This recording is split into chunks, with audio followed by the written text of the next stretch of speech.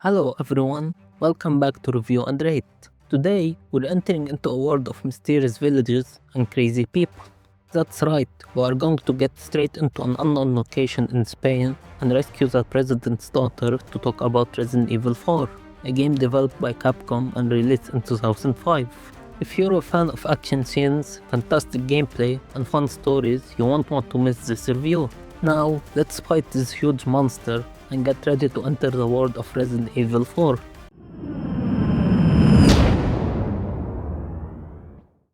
The gameplay of Resident Evil 4 is fantastic. It gives players a whole new experience by shifting the series from pure survival horror to more of an action-adventure style. For the first time in a Resident Evil game, several major changes were made, and most of them were for the better. One of the biggest improvements is the removal of the old fixed camera angles. Instead, the game now uses an over-the-shoulder third-person view, which makes it feel much more immersive. I also like how saving has been changed. No more increments. Now, you can save as many times as you want at typewriters, and there's even an autosave feature. While I appreciate the autosaving, I did notice that in some areas it doesn't save often enough, which means if you die, you might have to replay the same section over and over again. The aiming system has also been completely redesigned to match the new camera perspective. It feels great to finally have precise control when aiming and shooting at enemies. However, since this was the first Resident Evil to try this new system, it's not perfect. You can't move while aiming, which can break immersion a bit, especially in the middle of intense action sequences. Still, I think it's a fair trade-off considering how new and habitual the system was at the time. What I really like is how aiming adds more depth to combat. You can shoot weapons out of enemies' hands or target specific body parts, and they'll react realistically depending on where you hit them. It makes every encounter feel dynamic. Movement, on the other hand, can be a little clunky. Since your character can only move in the direction they're facing, it sometimes feels stiff and even a bit dizzying. But I still appreciate that the developers experimented with something completely new for the series. Progression in Resident Evil 4 is much more straightforward than before. Instead of a lot of backtracking like in earlier games, you mostly move forward toward your next destination. The map system helps a lot. It clearly shows your objectives, save points, unexplored areas, and even hidden treasures. Treasures are a fun addition too. You can collect them and sell them to the merchant, one of the game's most iconic characters, who lets you buy new weapons, upgrades, attachments, and treasure maps. Besides treasures, you'll also collect money, herbs, and healing items. Like before, combining red and green herbs restores full health, but now mixing in a yellow herb increases your maximum health, which is a great touch. The weapon variety is impressive, including pistols, shotguns, rifles, magnums, and boss flash and hand grenades. Your inventory is based on an attaché case with limited space, so organizing your weapons and items becomes a minigame of its own, something I personally enjoy. Attachments like laser sights and rifle scopes can also be added for better precision. On top of all that, you have unlimited use of your knife, and you can even perform melee attacks, like kicks and suplexes, when enemies are staggered. These moves make combat feel satisfying and give you options beyond just shooting. All of these gameplay changes feel fresh and exciting for the Resident Evil series. Even though there are still some similarities to the older games, Resident Evil 4 reinvented the formula in a way that influenced not just the series, but the entire gaming industry. Continuing with the gameplay, Resident Evil 4 mixes both gameplay and cutscenes in a really effective way. While the cutscenes still feel similar to the previous Resident Evil games, they're much more action-packed this time. What makes them stand out is the addition of QuickTime events, moments where you have to press certain buttons quickly or repeatedly. I actually really like these sections because they keep you focused and remind you that it's still a game, not just a movie you're watching. It happened to me a few times where I got distracted for just a second and ended up dying because I didn't press the buttons in time. It's a fun way to keep the player alert during story moments. Another cool thing about the cutscenes is the variety of death animations. There are so many creative ones, and even though the game is old, the level of detail is still impressive. You can tell the developers put a lot of effort into making each scene exciting and memorable. Puzzles also return, though they're simpler compared to the older Resident Evil titles. In my opinion, that's fine because the game's focus shifted more toward action and adventure. You can still find stories and background details through files, books, and notes scattered around the environments. something I always enjoy doing in these games. As for difficulty, there are 3 main levels: easy, normal, and professional. Each one offers its own kind of challenge, and I like how the game feels fair no matter which difficulty you pick. The level design is also very strong. The game is divided into chapters and smaller sections within those chapters, and each location feels distinct. You'll explore the village, the castle, the mines, return to the castle, and finally the island. Every area has its own atmosphere, enemies, and boss battles that keep things fresh. Speaking of enemies, they are all really fun to fight, especially the bosses. Taking them down feels incredibly satisfying, and the over-the-shoulder camera makes those battles even more intense. There are also a lot of small details in combat that make encounters more dynamic. For example, if you shoot an enemy near a ledge, they'll fall off. Some enemies can evolve into more dangerous forms, but you can instantly kill those forms by using a flash grenade, which is a smart tactic. And then there's the boss fight against Krauser, one of my favorites. The game actually hints that he's weak against knives, and if you notice that, the fight becomes much more interesting. I love how Resident Evil 4 includes small gameplay secrets like that for players to discover. There are also other obstacles besides the enemies that get in your way, like traps. These traps can either slow you down or kill you instantly if you're not careful. I like that you can choose to avoid them or shoot them to disable them, which adds another layer of strategy to the gameplay. You could also say that Ashley, the character you rescue, is another kind of obstacle at times. Once she joins you, she can sometimes be a little distracting, but other times I think she's actually a nice addition to the gameplay. If you ask me, is she annoying? I'd say yes, but only a little. The developers clearly tried to make her as least annoying as possible, and I really appreciate that. What do I mean by that? Where there are moments when Ashley is separated from you, and those sections can be frustrating. You have to protect her from enemies chasing her while also defending yourself, which gets pretty stressful. Thankfully, those parts don't happen too often. For most of the game, Ashley is actually quite helpful and surprisingly smart for an AI companion. She usually stays behind you, follows your lead, and doesn't get in the way unless you tell her to stop. You can also command her to hide in safe spots during fights, then call her back out once you're done, something I find really well designed. One of the coolest little details is that if you aim your gun near her, she immediately ducks so she doesn't get hit. That's how friendly AI should be, responsive and smart.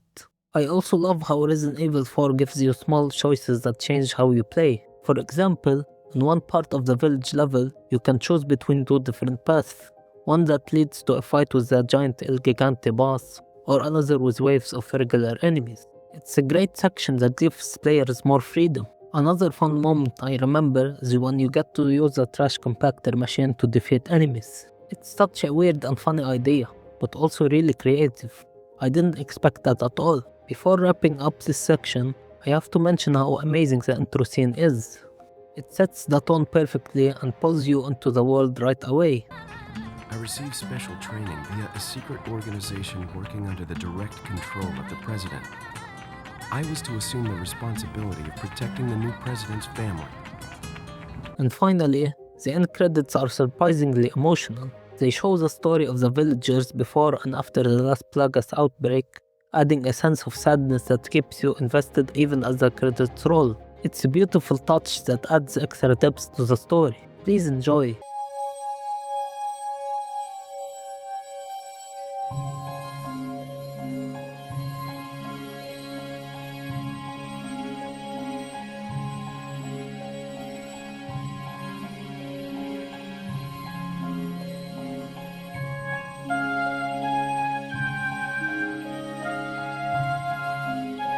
Let's move now to the story.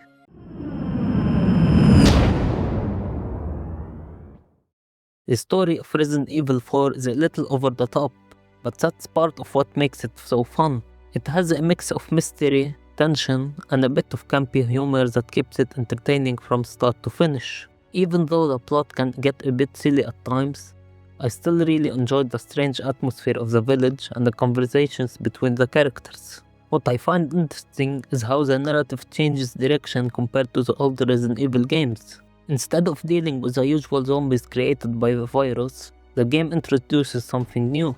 a mind-controlling parasite called Las Plagas that turns people into violent, crazed villagers. It's a clever twist that keeps the series fresh while still fitting the Resident Evil theme of biological horror. The story begins 6 years after the Raccoon City incident. Leon S. Kennedy, who's now a special agent working directly for the President of the United States, is assigned to rescue the President's kidnapped daughter, Ashley Graham. She's been taken somewhere in rural Spain, so Leon travels there with a pair of local police officers. Not long after arriving, Leon enters a house to question someone, but things quickly go wrong. The man suddenly attacks him, revealing that something is seriously off about the people in this area. From there, Leon finds himself on his own, forced to fight his way through an entire village of hostile locals. One of the most memorable early scenes is when Leon is surrounded by the villagers, and then suddenly a church bell rings. They all stop attacking and walk away as if hypnotized, leaving Leon completely stunned by what just happened. That moment perfectly captures the mysterious tone of the game. Lord Sattler.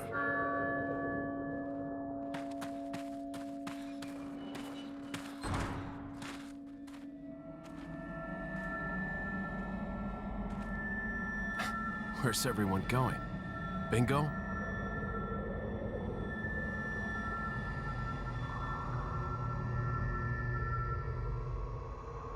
As Leon continues exploring, he meets a man named Luis Serra, who appears to still be normal and uninfected. Their encounter is cut short when they're captured by the villagers' leader, a tall, intimidating man that Lewis calls the Big Cheese. Leon is knocked unconscious, and during this time, a mysterious person injects something into his body. When Leon wakes up, he's still with Lewis, who hints that Ashley is being held in a church nearby. Leon sets out to find her, but before that, he has to face some terrifying enemies, including a giant lake monster and the enormous creature known as El Gigante. Eventually, Leon manages to reach the church and rescue Ashley. However, before they can escape, they're confronted by Osmond Sadler, the main villain and the one responsible for creating the Las Plagas. Sadler reveals that both Leon and Ashley have been injected with the parasite, which will soon take control of them unless they find a cure. Determined to escape, Leon kills the Big Cheese and flees the village with Ashley. Their journey then leads them to a massive castle ruled by a creepy and arrogant noble named Ramon Salazar and his 2 cloaked servants. Unfortunately, Ashley gets captured again, and Leon must fight through the castle to save her. As the story continues, Leon encounters his old friend Ada Wong, who makes a surprising return. It turns out she's working for Albert Wesker, trying to obtain a sample of the Las Plagas parasite for him. I always thought it was interesting how Ada appears at just the right times. She's mysterious and unpredictable, which makes her one of the more fascinating characters in the game, unlike how she was in Resident Evil 2. Not long after, Leon runs into Sadler again. During this encounter, Sadler kills Lewis, which was a really sad moment considering how helpful and likable Lewis was. Afterward, Leon manages to find Ashley and rescue her. But of course, she gets kidnapped again, this time by Salazar. Leon is captured and thrown into the sewers, where he fights one of Salazar's terrifying mutated bodyguards before escaping back to the surface. From there, Leon makes his way through the mines and returns to confront Salazar. After a tough battle, he defeats a monstrous version of him and finally leaves the castle behind, heading toward a new location, the island. On the island, the story becomes more intense as Leon infiltrates laboratories and military-style areas while trying to rescue Ashley once again. And yes, she gets captured again, this time by Sadler himself. It becomes almost a running joke at this point, but still fits with the game's fast-paced and chaotic style. Eventually, Leon encounters another key character, Jack Krauser, an old acquaintance whose past with Leon isn't fully explained. He's an interesting and mysterious villain, and I think his appearance adds a lot of tension to the story. After the first brief fight, Leon is saved by Ada, but Krauser escapes. They later face each other again in an intense final duel, which ends with Leon defeating him. Leon then reaches the facility where Ashley is being held, rescues her once more, and finally confronts Sadler in a dramatic final battle. With Ada's help, Leon defeats and kills Sadler, putting an end to the Las Plagas threat. In the aftermath, Ada takes the last Plagueis sample for Wesker and escapes by helicopter, leaving Leon behind. However, she tosses him a key to a boat before leaving, allowing him and Ashley to escape the island just before it's completely destroyed. It's a classic Resident Evil ending, full of action, explosions, and a bit of mystery. Even though the story can be over the top and sometimes repetitive, I think it's still very enjoyable and fits perfectly with the tone the game is going for. Now let's move on from the story to the graphics.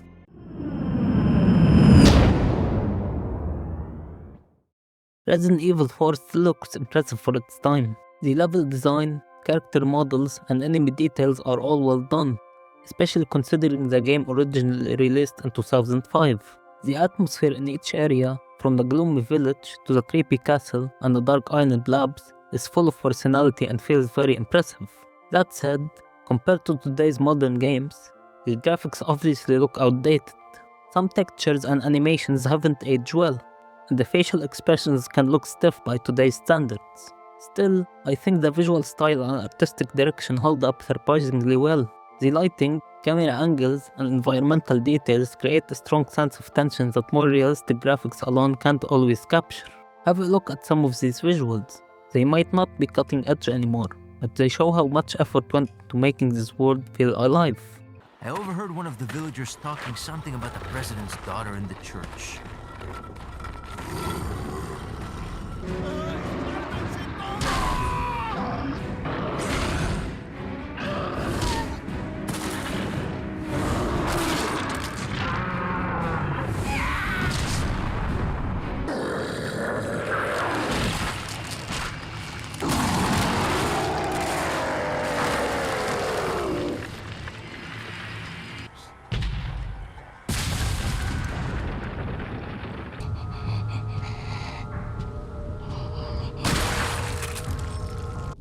Verifica la presión de esa válvula. ¿Y tú? Aquí.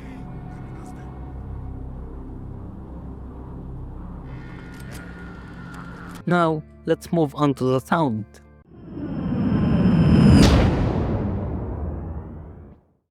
The sound design in Resident Evil 4 is really well done and does a great job of pulling you into the game's atmosphere. Every area you visit has its own unique background sounds that make you feel like you're really there. Whether it's the echo of footsteps in a dark hallway,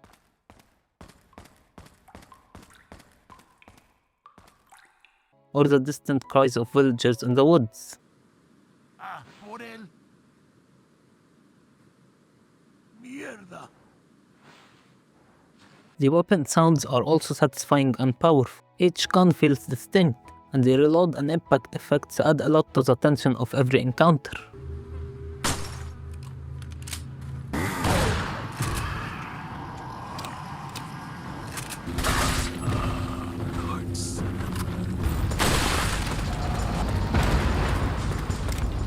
Then there are the enemy sounds, and honestly, they're some of the creepiest I've heard. The way they yell in Spanish when they spot you or how you can hear them muttering in the distance really keeps you on edge. It's small details like this that make the game so immersive.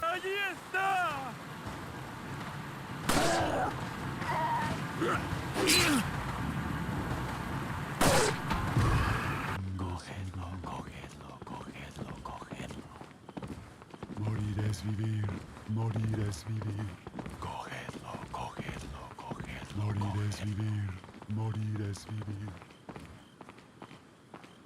Ahí está. ¡Mátalo!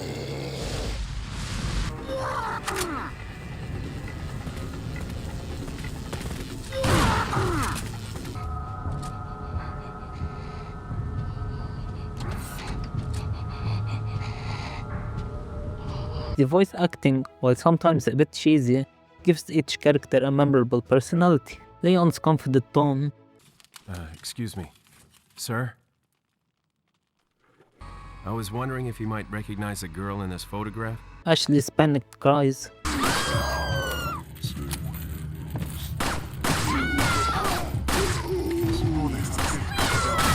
and Sadler's eerie calmness all fit the game perfectly. Who are you? If you must know, my name is Osmond Sadler, the master of this fine religious community. Even with some silly dialogue, the performances add charm and make the story more entertaining. I was starting to wonder when you might notice us. Who are you? Me llamo Ramon Salazar, the 8th Castellan of this magnificent architecture. I have been honored with the prodigious power from the great Lord Sadler. I've been expecting you, my brethrens. No thanks, bro. My, we've got a feisty one. And of course, the soundtrack continues to be a highlight. The music fits every moment, quiet and haunting during exploration,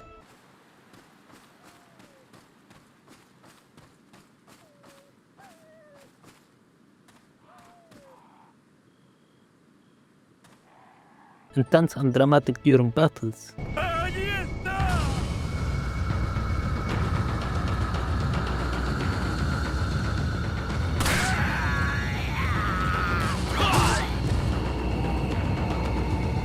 Let's end it here and move on to the final section, replayability.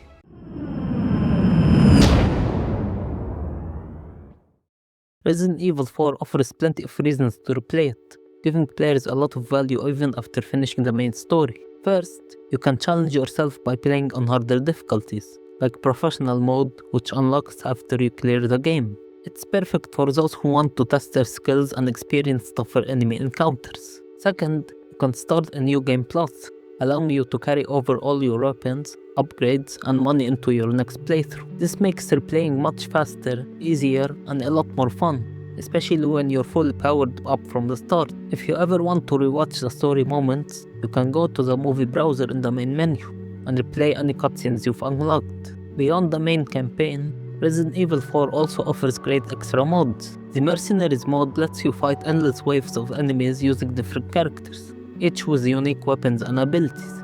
It's fast, intense, and addictive. Then there is Assignment Ada, a short mission where you play as Ada Wong completing a special objective, and Separate Ways, which tells Ada's side of the story and shows what she was doing while Leon was on his mission. Lastly, you can check out Ada's reports in a menu, 5 short recordings that give more insight into her story and connection to the main events. All these features make Resident Evil 4 incredibly replayable and rewarding, no matter how many times you finish it. Now, let's wrap everything up with my overall impression.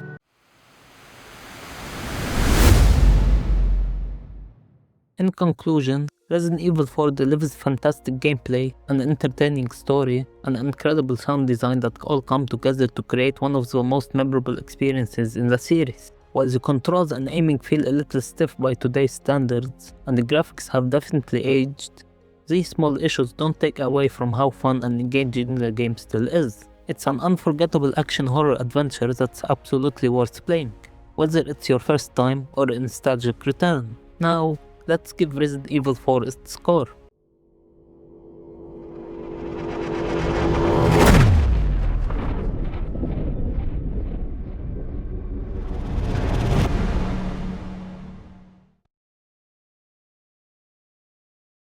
Don't forget to like and subscribe for more insightful review videos. Feel free to share your thoughts on whether the points I've raised resonate with you or if you have a different perspective, and leave your suggestions in the comments about which game you'd like to see reviewed next. That's it for today. I hope you enjoyed this video and thank you all for watching.